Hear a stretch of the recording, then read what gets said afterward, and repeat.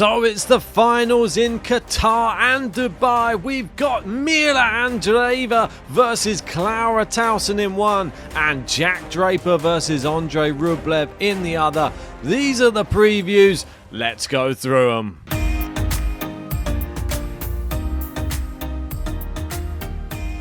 That's right, and if you haven't done so yet, make sure to smash a like and subscribe to the channel.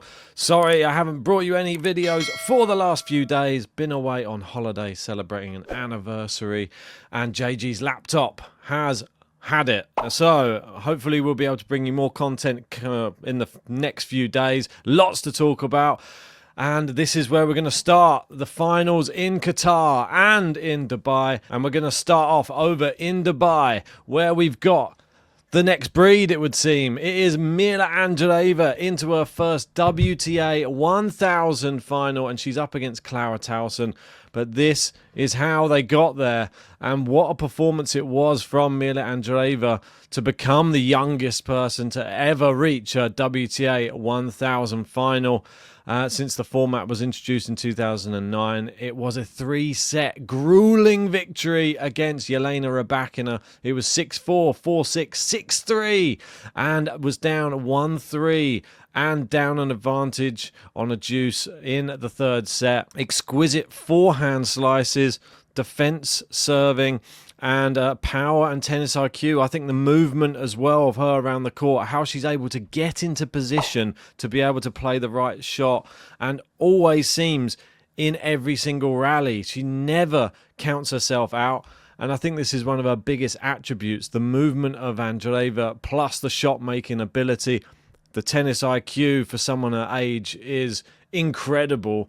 And the fact that she's now gone and done this, I mean, this is an unbelievable achievement for someone of her age. I know that a lot of people are singing João Fonseca's praises on the men's side. Obviously, we've had Carlos Alcaraz as well. I don't think Mirra Andreeva getting enough attention. I think she, if anything, is doing some crazy things at 17 years old. And like Tennis Letter says here, Mirra Andreeva becomes the youngest woman to defeat 3 Grand Slam champions at a single event since Maria Sharapova at Wimbledon in 2004.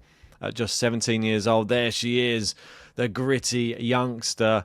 And I like that she has a very, very level head as well. I think it's brilliant what she's bringing to the tour.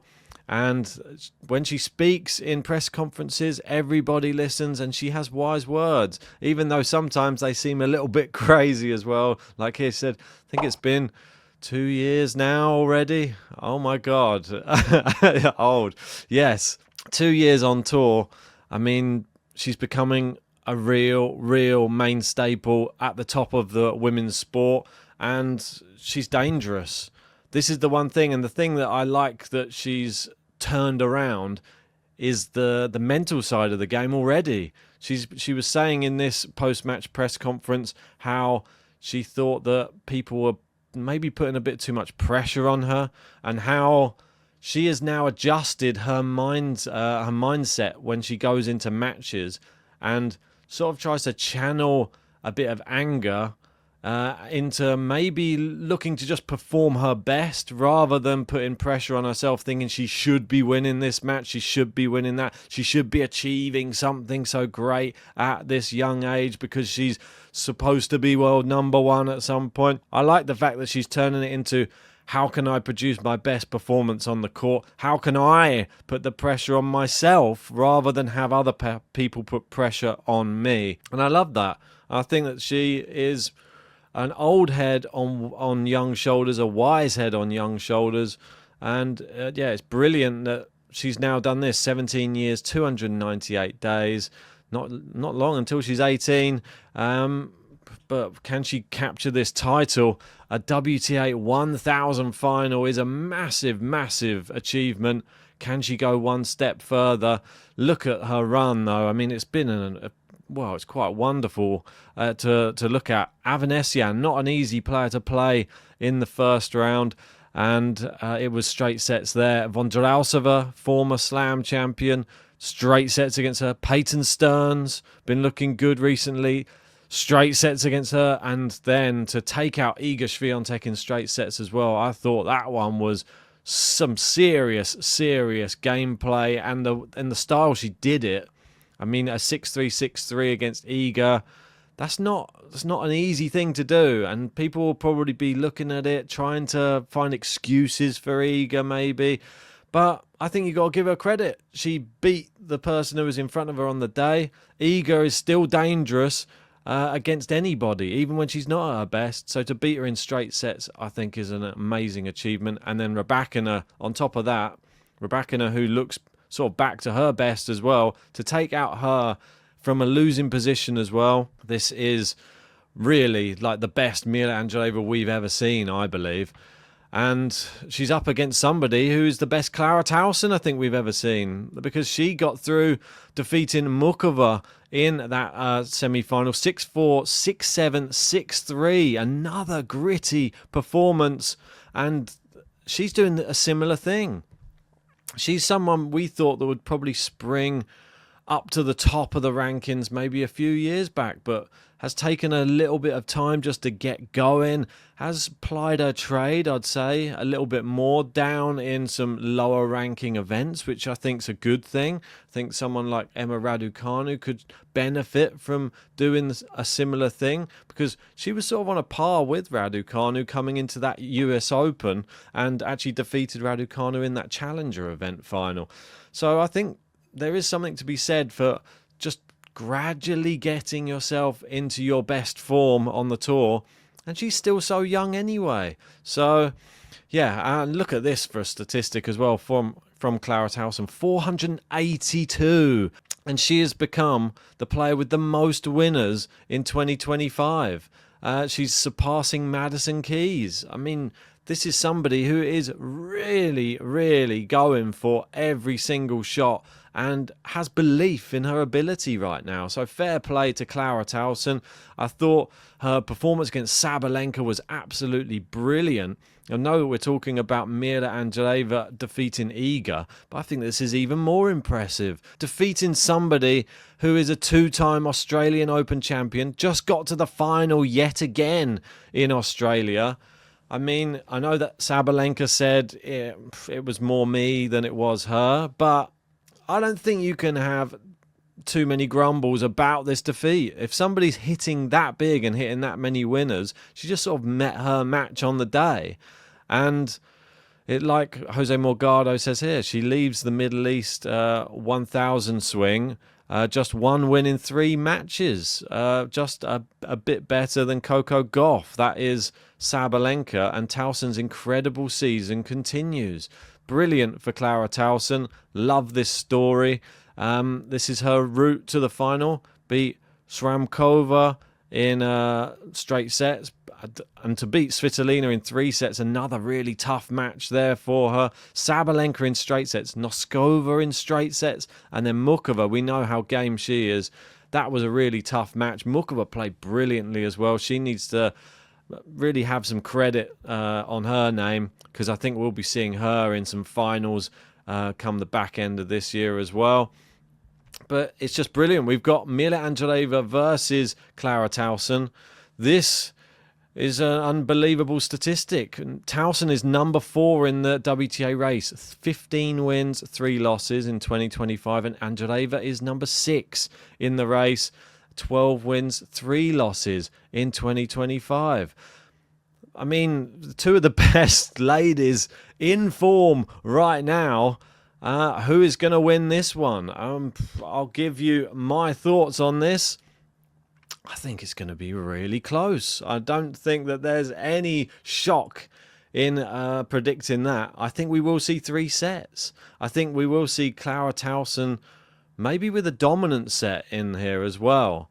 But there's just something about this little run that's going on at the moment for Mirra Andreeva, and I think that this could be a coming out party for her. A massive title to start the year, and then maybe takes the year by storm. Let me know. I'm going Andreeva in 3. Tell me your predictions in the comments section below. But let's move over to the men's side. And it is none other than Andrey Rublev back in form again. He's up against the Brit, Jack Draper. Come on, Jack. Doing so well. Love to see this from him. But I also like to see Andrey Rublev doing well because we've seen him in some really torrid times of late. And I don't like to see a down in the dumps Andrey Rublev. I like to see one that's blaring all over the court, one that's screaming, one that's passionate, not one that's breaking his racket. Let's speak about Draper first, though, because this performance against Lehechka, who we also have to give a mention as well. Lehechka, brilliant, it seems, over in Doha. Some players, they just really suit the courts. Rublev being another one of those. But Draper to beat him in 3 sets, this was a real performance from Draper. This was showing all of his maturity, showing his shot-making ability. Some of the winners that Draper was hitting in this, having half volleys, like crazy sprints to the net. I mean, I've never seen his movement look better, Jack Draper. So fair play to him. He's been putting in the work off the court, and it's really coming to fruition on the court. His win against Berrettini I thought was brilliant as well. I don't think Berrettini could handle the lefty serve out wide, and Jack really put a number on him. Yeah, this is in his first event back from injury. Jack is into his first final of the year. Didn't take long for him to get back to playing exceptional tennis. He's come back from a set down in back-to-back matches, 5th final and 7-1 in 2025. So happy for him, having a fantastic tournament. And yeah, I mean, like Jose Morgado says here, when he's fit and healthy, he is a top 10 player. Will be there soon. 12 if he loses the final, 11 if he wins the final in Qatar. This is the route to the final, and you can see who he's had to beat. Alexei Poprin, tough player. Chris O'Connell, another Australian, great player. I think that's slightly easier than Poprin, though. But you never know. On his day, Chris O'Connell can really be a testing opponent. Berrettini, spoken about it already. I thought that this was a brilliant performance. Berrettini just obviously knocked out Djokovic in this tournament. And Lehechka, I think he's right up there. I think if you look at Lehechka on a hard court, you have to sort of put him just slightly below some of these players like a Draper, like your Rublevs. But he's growing. He's still young, and I wouldn't be surprised if he's there or thereabouts in most hard court events in 2025. A really good performance from Draper to get to the final. Rublev, I mean, he had to run the gauntlet in his semi-final against Felix Auger-Aliassime. It was 3 sets, and it wasn't straightforward. Andrey Rublev, I mean, he looked like he was going to have a meltdown at one point. Did well to hold it together. I was impressed. He reached his 27th career final. I mean, that's got to give this guy some credit. You see how high his level is when he's playing on a surface that suits him. I think they say horses for courses. I think Doha for Rublev really does suit him down to the ground. 3rd final in Doha.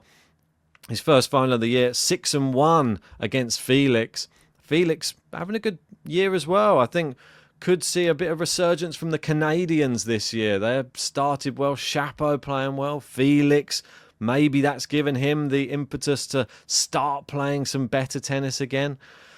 And the 2020 champ will have another shot at the title. And with how he's managed the emotions this week, he more than deserves it. Very tough test, though, coming in, because he will be playing against the Brit Jack Draper, who's in some hot form. It was 2 hours, 45 minutes in this match against Felix Auger-Aliassime. And, well, let's go through some of the incident that was going on in that 3rd set, because in the 3rd set, he had match point at 6-5 up. Unfortunately, wasn't able to take it. It went all the way to tiebreak, and he ended up having more match points, ended up losing a couple more of those match points in the tiebreak. And then finally was able to get the job done at the 4th match point. But you could tell the level of frustration was starting and the doubts were creeping in to Rublev's mind. He did well to completely extinguish those thoughts, get the win.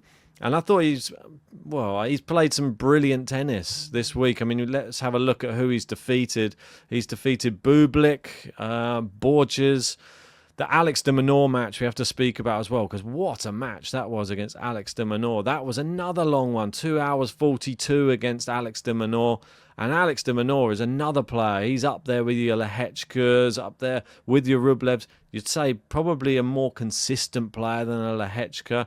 You'd say he's right there with Andrey Rublev right now. And that was a really, really close match. Obviously, he threw away match points in that one. I mean, how many match points did he have? Was it 8 or 9 in that match? But he's showing resilience, and that's the one thing from Andrey Rublev this week. Instead of being the person who's throwing things away and then coming away empty-handed, he's finding a way to win.